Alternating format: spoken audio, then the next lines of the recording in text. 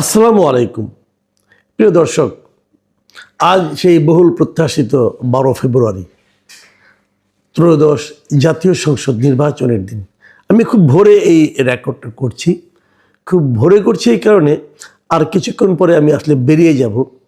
আজকে সারাদিন নিজেও ভোটটা দেব এবং পাশাপাশি বিভিন্ন টেলিভিশনে এই নির্বাচন উপলক্ষে প্রায় সারাদিন বিশেষ অনুষ্ঠানের আয়োজন করা হয়েছে এবং একাধিক টেলিভিশনে আমি আজকে টক শোতে বসবো এবং নির্বাচনী যে বিভিন্ন খবরাখবর থাকবে তাদের কাছে আসবে, সেগুলির উপর ভিত্তি করে হয়তো কিছু কথাও বলবো। যারা নির্বাচনের খবরাখবর পাওয়ার জন্য বিভিন্ন টেলিভিশনে চোখ রাখবেন তারা হয়তো আমাকে দেখবেন, সেখানে আমার যা বলার হয়তো আমার কথা শুনতেও পারবেন। তো তার ফাঁকে আজকে সকালে এই কন্টেন্টটা আমি করছি কী কারণে, সে কারণটা একটু বলি। কারণটা আর কিছুই না, আমি সাধারণত রাতের দিকেই করি কন্টেন্ট, আজকে রাতেও করবো আশা করি, কিন্তু সকালের দিকে এই কন্টেন্টটা আমি করছি এই কারণে যে কাল রাতে ঘুমানোর আগে আমি সোশ্যাল মিডিয়ায় বিভিন্ন ধরনের নির্বাচন কেন্দ্রিক নির্বাচনকে নিয়ে বিভিন্ন জনের নানা ধরনের বর্ণনা, নানা ধরনের কন্টেন্ট, নানা ধরনের কেউ ভিডিও দিয়েছে, কেউ স্থির ছবি দিয়েছে, সেগুলো দেখে না আমি একটু আসলে বিভ্রান্ত, কিছুটা বিপর্যস্ত বলতে পারেন, আমি একটু হতাশ হয়েছি। আমি বেশ কয়েকটা কন্টেন্ট দেখলাম যেখানে বিভিন্ন এলাকার দৃশ্য দেখানো হয়েছে এবং এটা বলা হয়েছে এটা রাতের বেলায় সন্ধ্যার দিকে আর কি, সন্ধ্যার দিকে প্রকাশ্যে নির্বাচন যেখানে হবে সেই কেন্দ্রে ঢুকে কেউ সিল মারছে এবং সেটা ভিডিও দেখলাম এবং এমনও দেখলাম যে তাকে চ্যালেঞ্জ করা হয়েছে, আপনি এখানে আসছেন কেন, আপনি সিল মারছেন কেন, উনি জবাব দিতে পারছেন না, এমনও দেখলাম। আবার একটা জায়গায় দেখলাম যে একটা পোস্টাল ব্যালট, সেই পোস্টাল ব্যালটে সিল মারা, বিএনপির যিনি প্রার্থী তার প্রার্থীর নামে এবং প্রতীকের পাশে যে গোল দাগটা থাকে সেখানে একটা টিক চিহ্ন দেওয়া। তো পোস্টাল ব্যালটে তো সিল মারার কোনো সুযোগ নেই, টিক চিহ্নই তো যথেষ্ট। তো সেটা কি হলো সেটা বড় কথা না, বড় কথা হলো এই ব্যালটটা বাইরে আসলো কেন, এই ব্যালটটা এখনই কি করে বাইরে আসলে, এই ব্যালট তো এখন বাইরে আসার কথা না।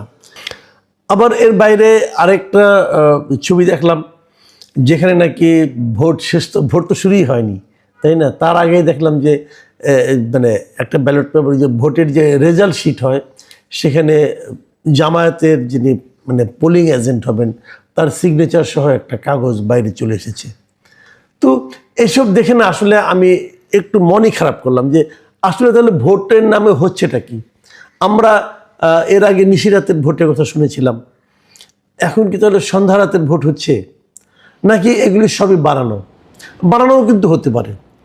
বানানো হতে পারে কিভাবে, আমি অনেক কিছু দেখেছি যে আমার নিজের জীবনে একটা ঘটনা বলি। গত 3-4 দিন ধরে আমার কাছে আমাকে কাছে আমারই একটা ফটো কার্ড পাঠাচ্ছেন। সেই ফটো কার্ডটা আপনারা দেখেন, সেই ফটো কার্ড আমার ছবি দিয়ে লেখা হয়েছে যে বিএনপিকে ক্ষমতায় আনার জন্য নির্বাচন কমিশন ও প্রশাসন যা যা করার দরকার সব করছি। এটা আমি দেখলাম, এটা এসেছে আমি আমি আমি যে ফটো কার্ডটা আপনাদের আমার কাছে পাঠিয়েছি, এখানে আমার দেশের সিম্বল দেওয়া আছে এবং আমার দেশ পত্রিকার একটা কার্ড দেওয়া আছে। আবার নিচে আবার দেখলাম তারা শিরোনাম টাইম নামে একটা প্রতিষ্ঠানের নাম দিয়ে তারা এটা করেছে, আমার ছবিটাও দিয়েছে এখানে এআই দিয়ে বানিয়ে, সেটা হয়েছে। কিন্তু কোশ্চেনটা হলো এই কথাটা আমি কোথায় বললাম। আমি নিজে যা কিছু বলি ভাই, আমি সাধারণত আমার নিজের মন থেকে বলি, নিজের চিন্তা থেকে বলি। এই ধরনের চিন্তা তো আমি কখনো করিও নাই, এটা আমি কোথায় বলেছি। যদি কেউ ভিডিওটা দেখাতেন তাহলে ভালো হতো। আমি নিজেও বুঝতে পারছি না এই ধরনের কথা আমি কেন বলতে যাব, এবং আমি নিশ্চিতভাবে আপনাকে আমি গ্যারান্টিতে বলতে পারি এই ধরনের কথা আমি বলিনি। যদ্দূর মনে পড়ে একবার আমি বলেছিলাম, খুব সম্ভবত স্টার নিউজ কিংবা এই ধরনের কোনো একটা অনুষ্ঠানে, আমি যদ্দূর মনে পড়ে, আমি তো প্রচুর টকশো করি, তো আমি বলেছিলাম এরকম কথা যে নির্বাচন শুরুর আগেই তো নির্বাচন নিয়ে বিএনপি এবং জামায়াতের মধ্যে পরস্পরের বিরুদ্ধে অভিযোগ শুরু হয়ে গিয়েছে। বিএনপি অভিযোগ করছে যে জামায়াতের প্রশাসনের বিভিন্ন জায়গায় জামাতের লোক বসানো হয়েছে এবং জামাত অভিযোগ করছে প্রশাসনের বিভিন্ন জায়গায় বিএনপির লোক বসানো হয়েছে এবং তারা অভিযোগ করেছে যে এরকম প্রশাসন এবং নির্বাচন কমিশন তারা মানে জামাতের অভিযোগ করেছে যে বিএনপিকে জেতানোর জন্য যে কোনো কিছু করতে পারে। এই ধরনের কথা আমি বলেছিলাম বলে মনে করে, কিন্তু এটা তো ওদের অভিযোগ। অন্য একটা দল অভিযোগ করেছে একটা দলের এটা করতে পারে, একটা দলের জন্য এটা প্রশাসন করতে পারে। তো সেই অভিযোগটাকে আপনি যদি আমার কথা বলে চালাই দেন, তো অন্য একজনের অভিযোগকে, তাহলে লোকে তো ভুল বুঝবে। আমি কেন বলেছি, আমি তো নিজেই অবাক যে এই কথা তো বলার কোনো কারণই নাই, কারণ আমি এরকম চিন্তাও করি না। আর যদি ধরা যাক চিন্তাও করি, তো আমি তো ভাই সাংবাদিকতা করেছি অনেকদিন, আমি তো মিনিমাম সেন্সটুকু আমার আছে যে এটুকু বললে কি এটাকে বলা যায় এভাবে কোনো তথ্য প্রমাণ ছাড়া হচ্ছে। এখন আমার সন্দেহ, আমি যতগুলি বিভিন্ন সোশ্যাল মিডিয়ায় দেখছি, এগুলো কি আসলেই ঘটছে নাকি এআই দিয়ে বানানো? তো এটা নিয়েও কিন্তু একটা সন্দেহ আছে। আমরা আগেও বলেছিলাম যে এবারে নির্বাচনে কিন্তু এই ধরনের ফেক কন্টেন্ট দিয়ে সোশ্যাল মিডিয়ায় বেশি একটা বিব্রতকর পরিস্থিতি তৈরি করতে পারে। কিন্তু এগুলো আসলে আমারটা যেরকম হয়েছে, অন্যান্য যেগুলো দেখছি সকাল থেকে সেগুলো যে সেরকমই, সেটা কিন্তু আমি দাবি করি না মানে আমি তো এগুলি চেক করে আসিনি। কিন্তু আমি মনে করি সরকারের এগুলি চেক করা উচিত, নির্বাচন কমিশনের এগুলি চেক করা উচিত, ওদের আগের থেকে এগুলি চেক করা উচিত ছিল। আবার বিপরীত দিকে যদি ঘটনাটা ঘটেও থাকে, তো সেই ঘটনাগুলি কেন ঘটছে এটাও সরকারের চেক করা উচিত। আমি যে ভিডিওগুলো দেখলাম, একটা দেখলাম যে ঢাকা বিশ্ববিদ্যালয়ের, আরেকটা দেখলাম যে ঢাকা 5 আসনের, আমরা তো এগুলি দেখলাম, এবং আরেকটা দেখলাম পিরোজপুরের একটা আসনের, এবং এগুলি ফেসবুকে অ্যাভেলেবল পাওয়া যাচ্ছে। তো এগুলো কেন চলতে দেওয়া হচ্ছে, এই জায়গাটা আমার কাছে ক্লিয়ার। এগুলি কিন্তু নির্বাচনের, একটা সুষ্ঠু নির্বাচনের যে পরিস্থিতি, যে বাস্তবতা, তাকে কিন্তু বাধাগ্রস্ত করে এবং নির্বাচনের মানুষের মধ্যে সন্দেহ তৈরি হবে। ডক্টর ইউনূস বলেছিলেন যে ইতিহাসে শ্রেষ্ঠ নির্বাচন দিবেন। এটাই কি শ্রেষ্ঠ নির্বাচনের নমুনা? এটা তো থামাতে হবে, না হলে আমরা তো পৃথিবীর মানুষের কাছে তো হাস্যকর জাতিতে পরিণত হব। এরই মধ্যে অনেক অঘটন কিন্তু ঘটে গেছে।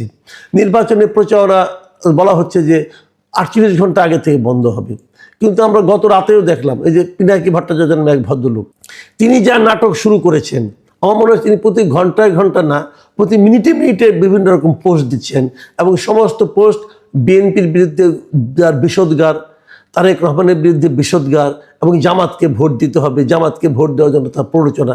শেষে দেখলাম যে বাড়তে একটা পর্যায়ে যে উনি কান্না করছেন। একটা বয়স্ক লোক, মানে এটা কি পাগল না মাথা খারাপ? ভাই কিছু তো বুঝি না। সে আজাদি, ইনকিলাব কি যেন বলে পাগলের মতো, জামাতের পক্ষে প্রচার করছে।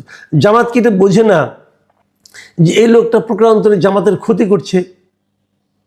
জামাত তো তাদের পিআরও চেঞ্জ করা উচিত ছিল। তো এগুলো চলছে এই দেশে, এবং আমরা এগুলো দেখছি, এবং এর ফল কি হবে? আলটিমেটলি নির্বাচন একটা হয়ে যাবে, এবং সেই নির্বাচনে যেই জিতুক, ধরা যাক কথার কথা যে জামাতের বিজয়ের জন্য পিনাকি ভট্টাচার্য এরকম জান প্রাণ দিয়ে লড়ছে, যদি জামাত জিতে যায়, তাহলে এই সমস্ত যে আপনার এই যে অনিয়মগুলো, এগুলোর ভার কি জামাতকে বহন করতে হবে না? আমি তো জামাত থেকে সেন্সিবল পার্টি মনে করেছিলাম। আর বিএনপির কিন্তু অনেকের বিরুদ্ধে নানা ধরনের অভিযোগ দেখা শুরু করলাম। গাজীপুরে 2 আসনে দেখলাম কি হচ্ছে, সবাইকে বলছে আপনারা সবাই চলে আসেন। তো এই নির্বাচন নিয়ে তো আমি খুবই আশাবাদী ছিলাম যে অন্ততপক্ষে নির্বাচনটা ভালো হবে।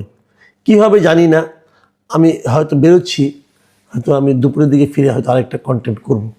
প্রিয় দর্শক, আপনারা ভালো থাকবেন, সতর্ক থাকবেন, ভোটটা ঠিকমতো দেবেন, এবং ভোটে কোনো অনিয়ম দেখলে আপনারাও এরকম আপনার মোবাইল দিয়ে ধারণ করে ফেলুন এবং ফেসবুকে আপ করে দিন। প্রকৃত সত্যটা থেকে কিন্তু যারা প্রশাসনে আছেন, নির্বাচন কমিশনে আছেন, তাদের পক্ষেও সহজ হবে যে প্রকৃত তথ্যটা উদ্ঘাটন করা এবং সেই অনুযায়ী ব্যবস্থা নেওয়া। আল্লাহ হাফিজ।